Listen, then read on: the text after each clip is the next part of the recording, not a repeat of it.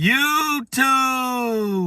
What's good, guys? It's your boy TD, and I'm back again with another video from Fantasy Good Sports, guys. And today's video is going to be on 5 guys, quarterbacks and tight end rookies that you should be looking for a great ADP value. Yes, I said it, guys.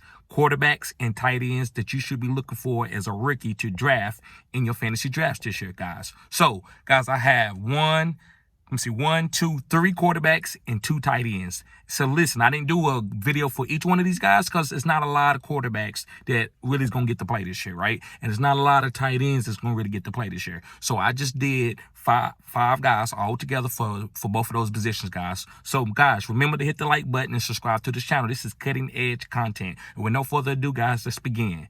The first quarterback as a rookie that you should be looking to stash in case something can happen. This can be for dynasty. This can be a redraft league. It just depends on how deep your benches is, right? If you don't have deep benches, some of these players are not even going to be relevant. But this for dynasty and stuff like that in deep bench leagues, these guys are going to be good. And the first quarterback, guys, is from the Atlanta Falcons. It's Desmond Ridder. Now listen, I'm high on Marcus Mariota. I think Marcus Mariota is the guy. I don't think he's going to get benched or anything, but it could happen. It doesn't matter what I think. It matters what the coaches think, right? So if Marcus Mariota goes out there and throws 3 to 4 picks in 2 games in a row, I wouldn't be surprised if Desmond Ridder come out there. I don't believe that Marcus Mariota is going to do that, but it could happen, right? So Desmond Ridder, guys, he looked good in a preseason game, and it's just not just because of one preseason game, right? This is just a guy that they drafted with pretty decent capital that they think can play, and he's going to have opportunities to try to beat out Marcus Mariota. But I just don't think it's going to happen. I think Marcus is too good of a veteran, right? And he has good weapons there too, so he's going to look good. So guys, let me move on to my second guy, and this guy is a tight end. Right? The first guy was a quarterback. This guy is a tight end, and it's Isaiah Likely from the Baltimore Ravens. Yes, I said it. Now listen, guys. Isaiah Likely is a small school guy. So he was like a big time, like he was used like as a big tight end / hybrid wide receiver at Coastal Carolina, if I'm not mistaken, guys. And if I'm wrong where he went to college at, guys, correct me in the comment section, guys. And remember, guys, to comment on these videos. If you disagree with me, that's fine, guys. Right? As long as you're respectful. Hey, I love it. I love to be checked, guys, and I'll check you too. If we just stating our opinion here. But listen, guys, Isaiah Likely is like a hybrid guy. He's a big dude. He's like 240, 250 and can move, right? He reminds me, I think he can be like a Shannon Sharp type, right? So, guys, I've seen it in a preseason game. And listen, I'm not saying Mark Andrews is going to, regress or anything, and Isaiah Likely is going to take over, but I believe this is a 2-3 tight end type set. You know what they did with Lamar Jackson his first year that he won the MVP? So I think they're going to use a lot of these guys, and 3 tight ends on the field would not surprise me. So Isaiah Likely will have opportunities to get catches when the defense is not expecting it. And if anything happened to Mark Andrews, who knows what Isaiah Likely can do. Guys, he looks good. Look at his tape and look at him in the preseason game. So let's move on, guys. This next guy is another tight end. This is my last tight end for this video, guys. And it's Trey Mcbride, right? Listen, I'm just going off of Trey Mcbride draft capital, right? Zach Ertz is an older guy, right?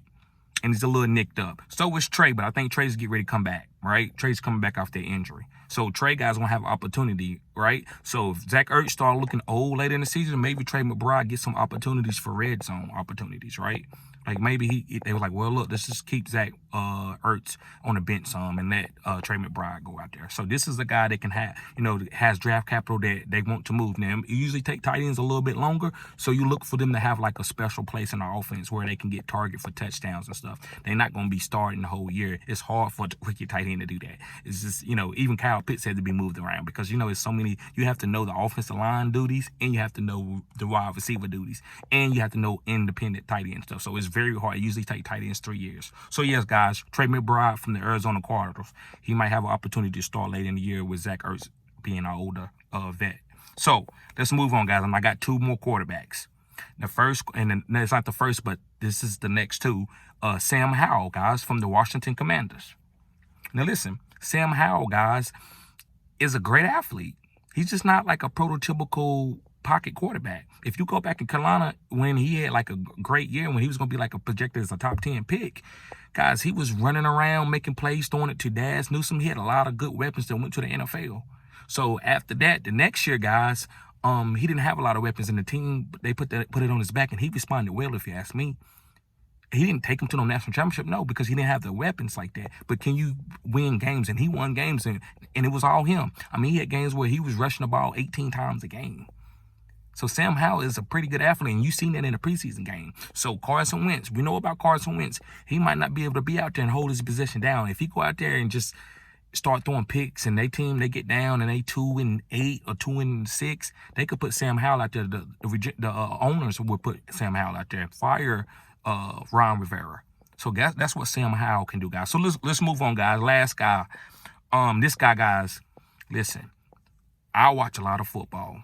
I'm 35 years old, and I've been watching football like a diehard probably for 28 years. Love the game. And I never seen a guy look so explosive and spectacular in a preseason game as a quarterback.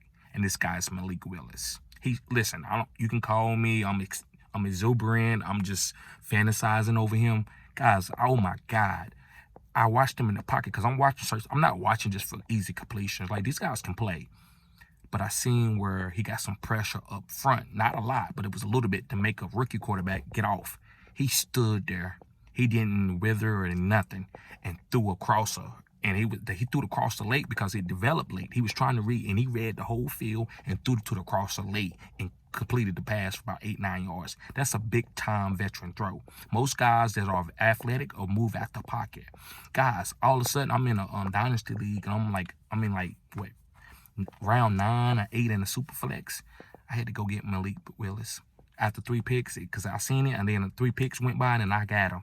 I said, this guy's, and I already had 2 quarterbacks, but I had to get Malik Willis, right? And I think I had 3 quarterbacks. I had a backup guy. I had to go ahead and get Malik Willis. Guys, this guy gonna be special.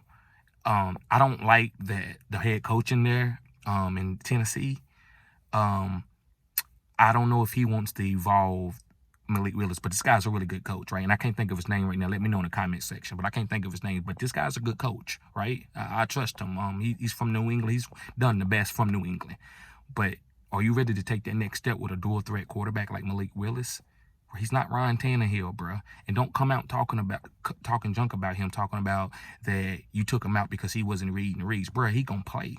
It's about scoring. As long as he moving the ball downfield, you got to let him go. Then as he mess up, then you chastise him. But look at RG3. RG3 came out in the game. He didn't do nothing what the Shanahan said do. And they was like, long as it's working, and they rolled it all out until his knee fell off. And it wasn't their fault. I'm not getting into that. This video is not about that. So, guys, Malik Willis is special. I saved him for last. Guys, go pick him up. Peace!